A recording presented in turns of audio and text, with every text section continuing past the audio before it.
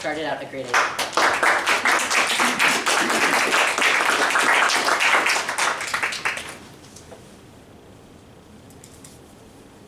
Madam Toastmaster, fellow Toastmasters, welcome guests. Started out a great idea. You see, I was to hike the John Muir Trail. I was going to start at Tuolumne Meadows, hike over 200 miles over various passes, and end at the top of Mount Whitney at 14,000 feet. I was going to do it 16 miles a day. It took me about 2 weeks. That sounds like a lot, but I was in great shape, and I've done it before. Not in the Sierras, but in the Cascades. And I told everyone I would do it.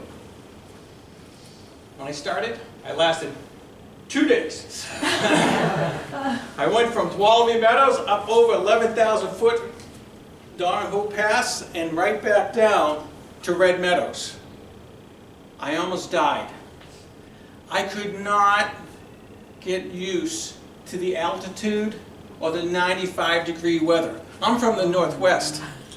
I just about dehydrated to death, even though I was sucking down water like crazy. And I realized there's no way I can continue because it was going to get higher and hotter.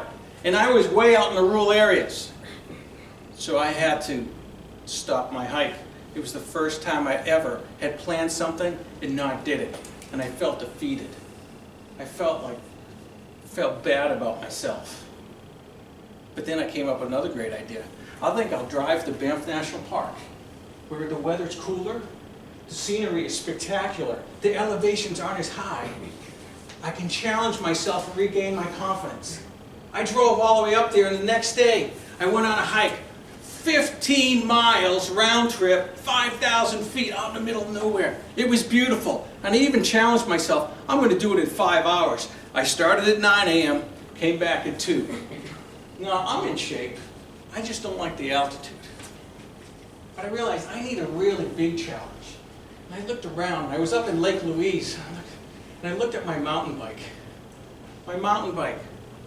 Dual suspension, 5 inches of clearance. My nickname for it was the Beast. This thing could run over anything. But you know something? I had never ridden it down a mountain trail. And I thought, maybe I should try it. That'd be a good challenge.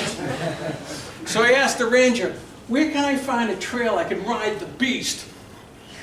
He said, just go behind those buildings, there's a trail. I go, is it an easy trail? He goes, yeah, I think it's pretty easy. I go, cool. So I rode back there, I looked around, there was nobody. So I started flying down this trail, and it was roly-polies, cross-country mountain biking, this is awesome for about 3 miles. But then all of a sudden, it went right down the mountain. I continued, just kept going, hitting all those rocks, jumping the roots. Oh my God, I thought I was going to die. But I made it, 7 miles. It was an exhilarating ride.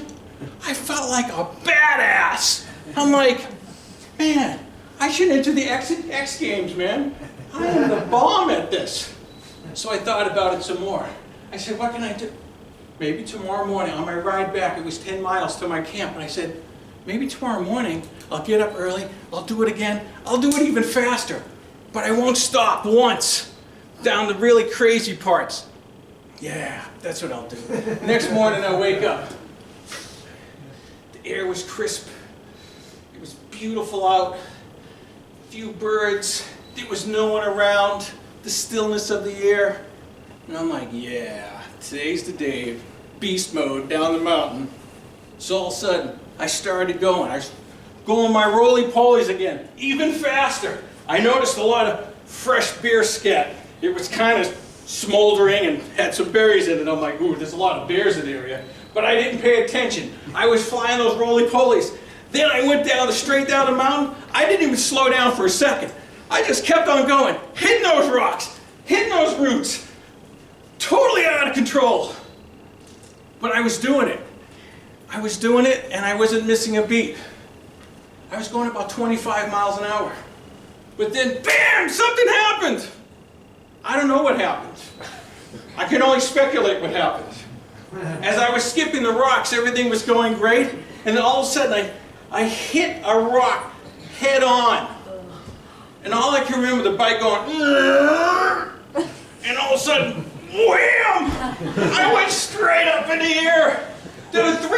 360 and landed on my neck on the only piece of moss that there was. I remember my neck landed and my feet just went and I remember for a split second, I was like, what the hell just happened?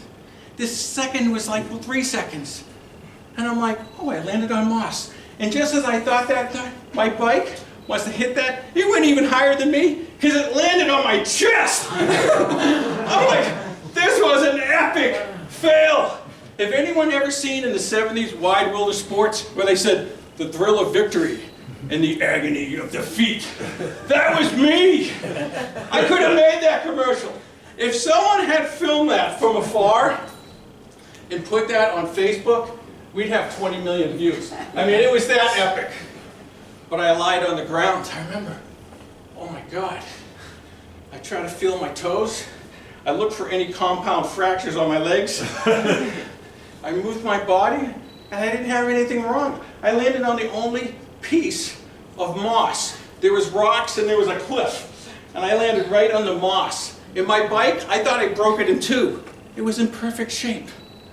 So I rode it slowly down the rest of the mountain. And as I was biking 10 miles back to my camp, I reflected on my experience and realized I am not a badass.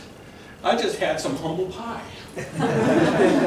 Me entering the X Games? Are you kidding me? I have new respect for those men and women who are in the X Games.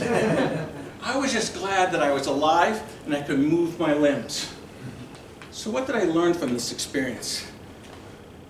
Going forward, I realized if I ever have a great idea out in nature, number one, I need to act my age. I'm definitely no spring chicken.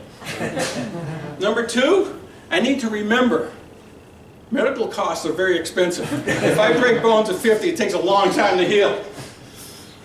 And number three, if I think it's a great idea out in nature and I'm either by myself or with any one of you, please, we will proceed with caution. Madam Toastmaster.